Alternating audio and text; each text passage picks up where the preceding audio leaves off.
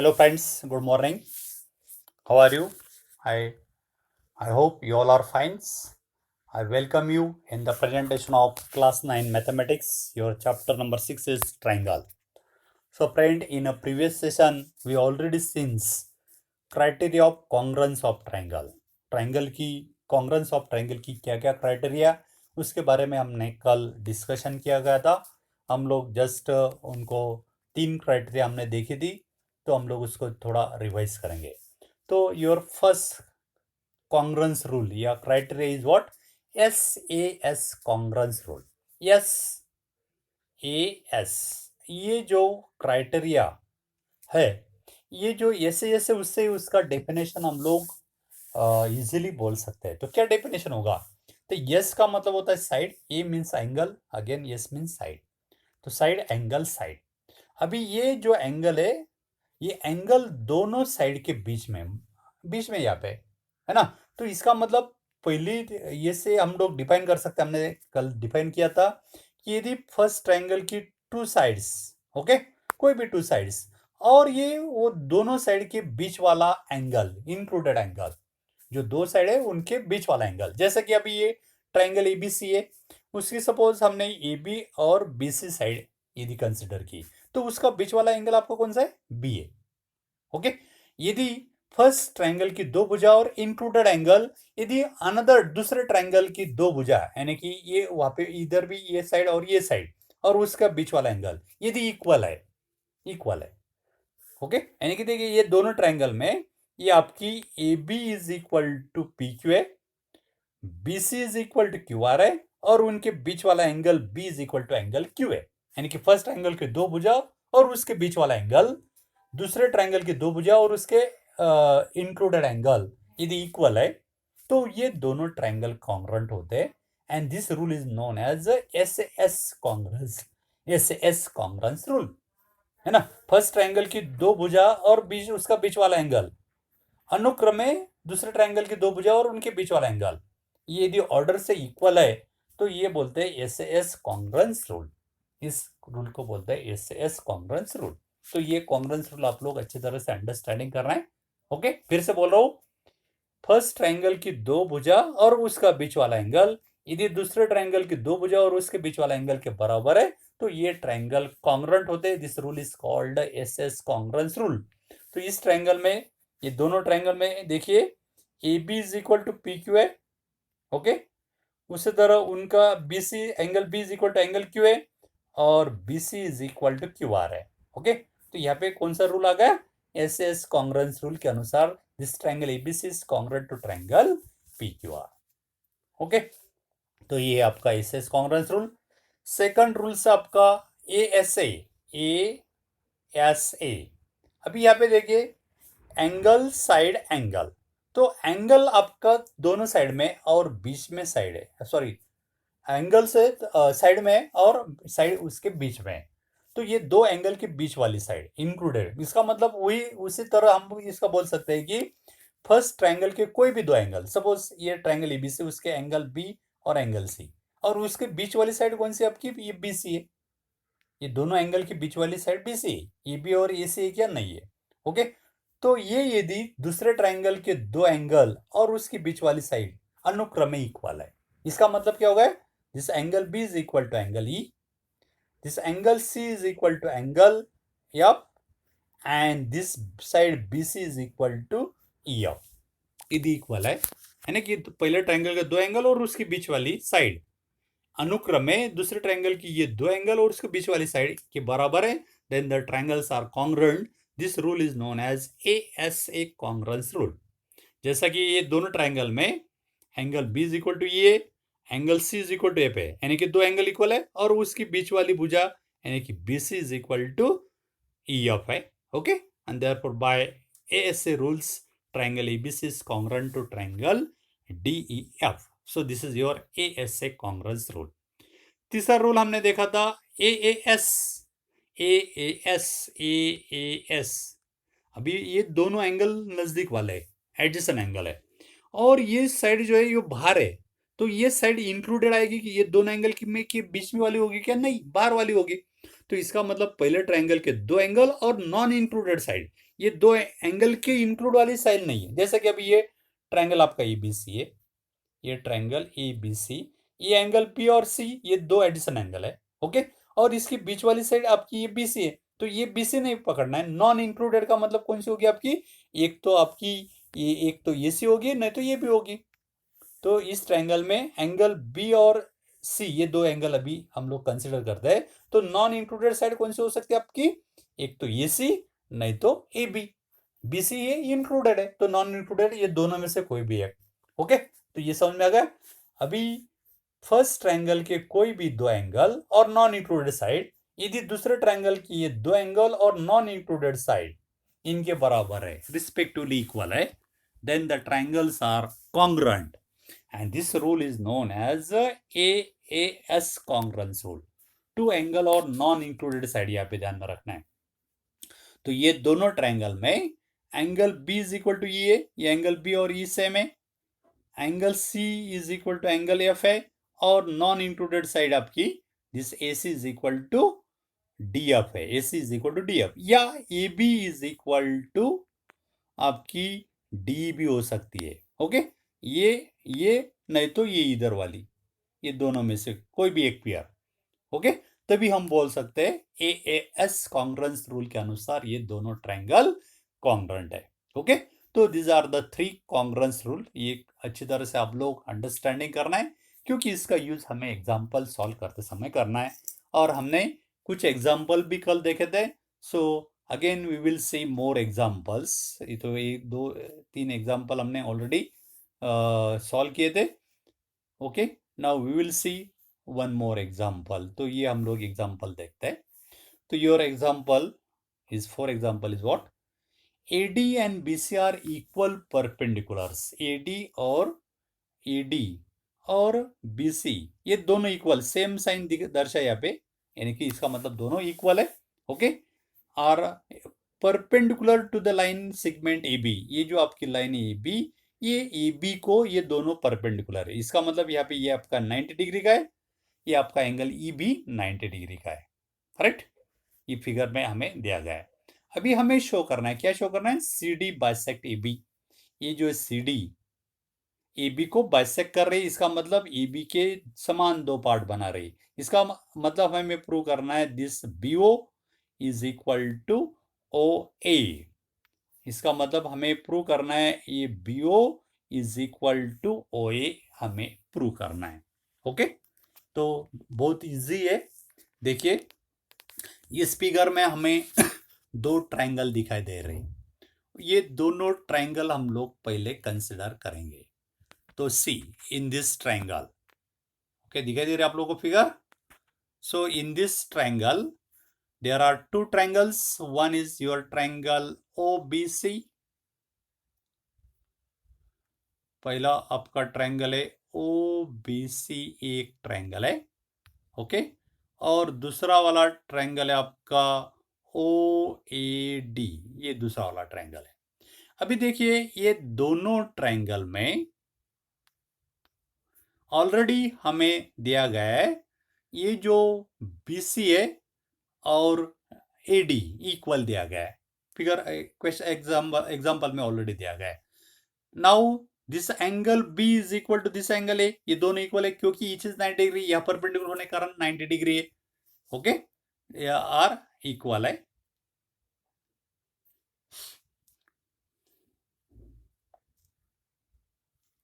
और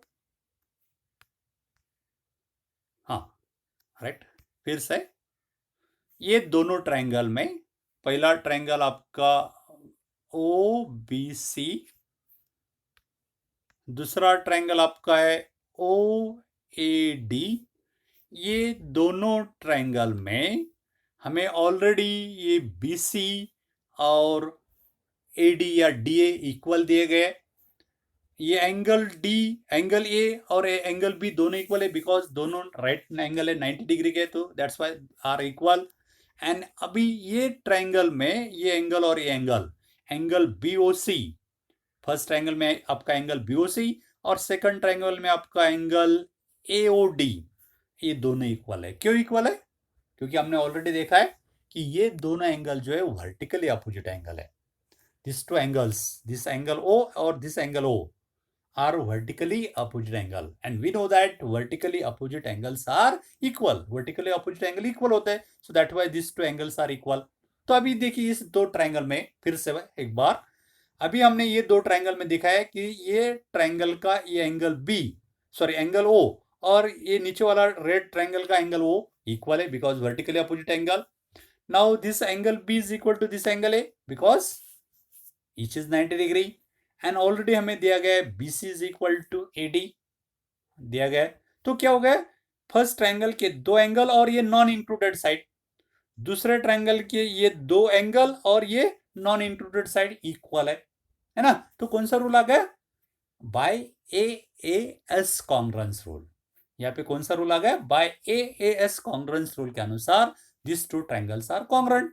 तो यहाँ पे ये प्रूफ इसी तरह लिखा है, देखिए, in a triangle OBC and AOD, OBC यानी कि ये ऊपर वाला और ये AOD यानी कि नीचे वाला, ये दोनों ट्रायंगल में angle BOC is equal to angle AOD. BOC यानी कि ये एंगल और आपका AOD यानी कि ये एंगल इक्वल है because vertically opposite angle, reason भी लिखा है.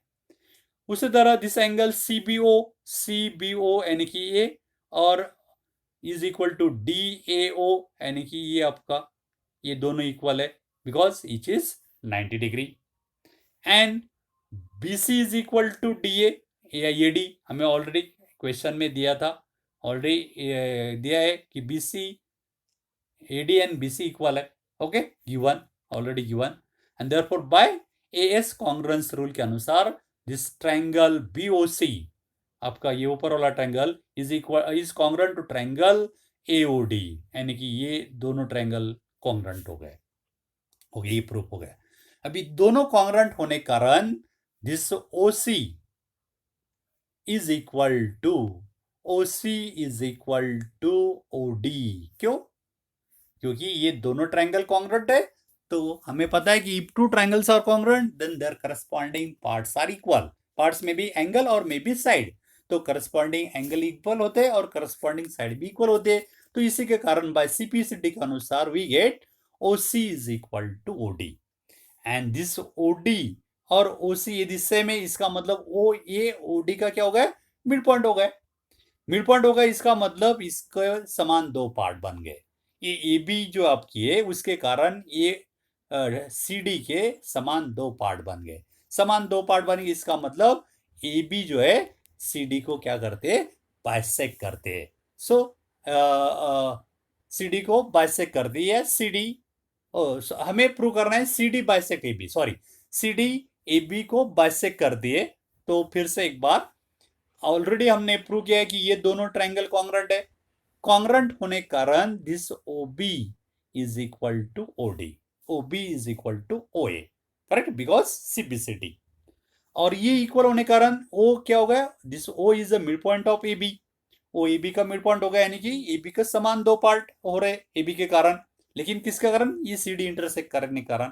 तो that means this line CD bisect AB, इसका मतलब CD AB को बाइसेक्ट कर दे, समान दो पार्ट करते यानी कि बाइसेक्ट कर रहे. And we get your proof CD bisect AB. तो आगे ये प्रूफ इसी तरह लिखा है. ओके, तो CD बाइसेक्ट AB. ओके, समझ में आ गया प्रूफ, वेरी इजी है, इसको try to understand. Now next one more example.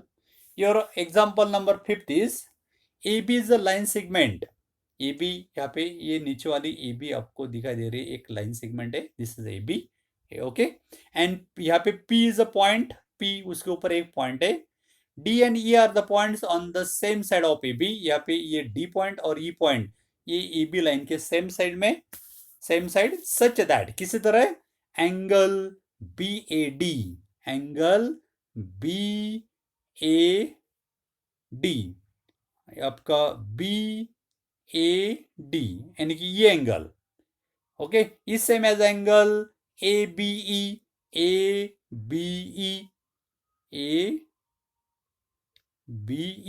ये दोनों एंगल इक्वल है. वहां पे फिगर में दर्शाए ये दोनों एंगल इक्वल है. ओके, ये और ये एंगल इक्वल है, ठीक है। और क्या दिया है, एन एंगल ईपीए, फिगर में एंगल ईपीए दिखाई दे रहा है आप लोगों को, ईपीए, ईपीए यानी कि ये एंगल, ये, और इज इक्वल टू हमें दिया गया है डीपीबी, डीपीबी यानी कि ये एंगल।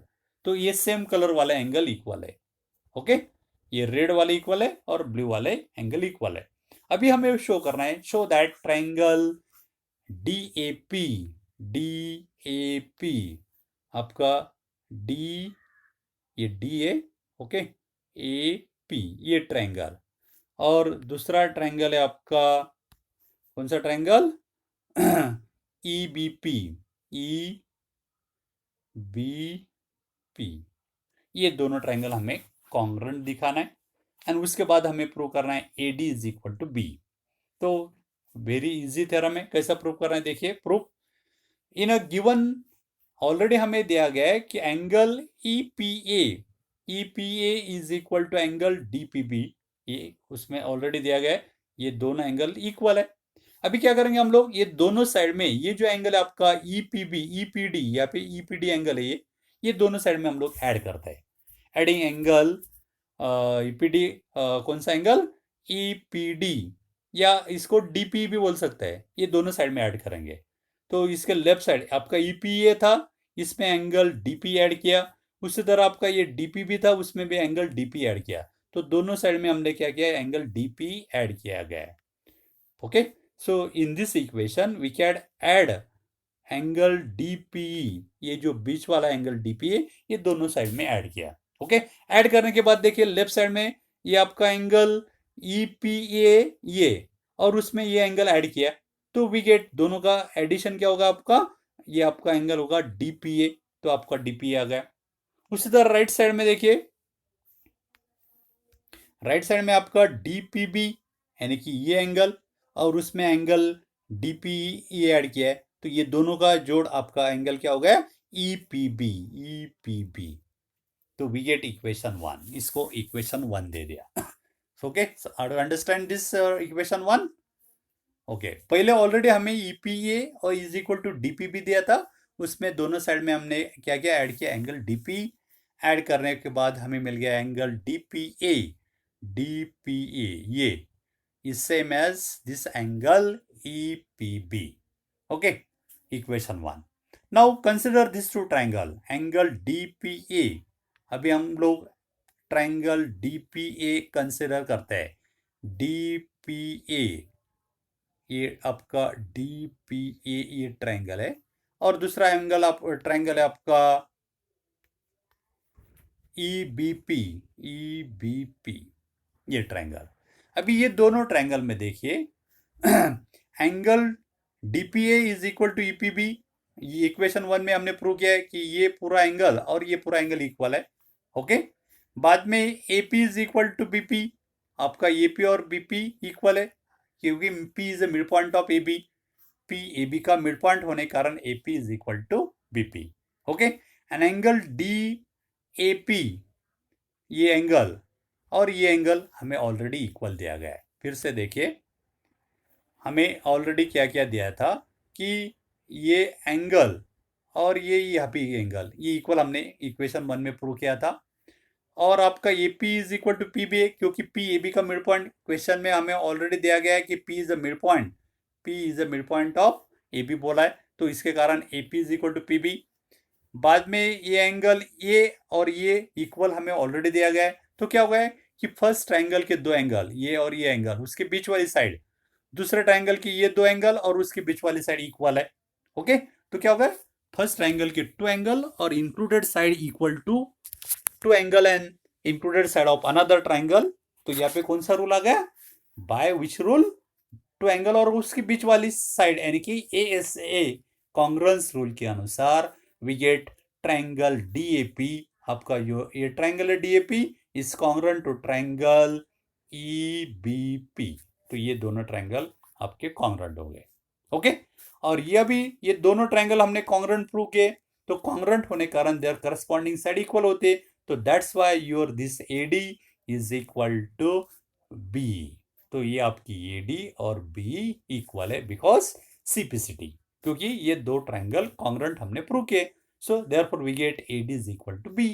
तो इसी तरह ये दो ट्रायंगल कॉन्ग्रुएंट दिखाना है, और दो ट्रायंगल कॉन्ग्रुएंट है तो उनके करस्पॉन्डिंग पार्ट्स इक्वल होते हैं। इसका यूज करके हमने प्रूव किया है AD is equal to B। तो बहुत आसान है, थोड़ा प्रैक्टिस हमें करनी होगी। Okay, now same example, same type of problem here. Now see what is the problem. Line AB is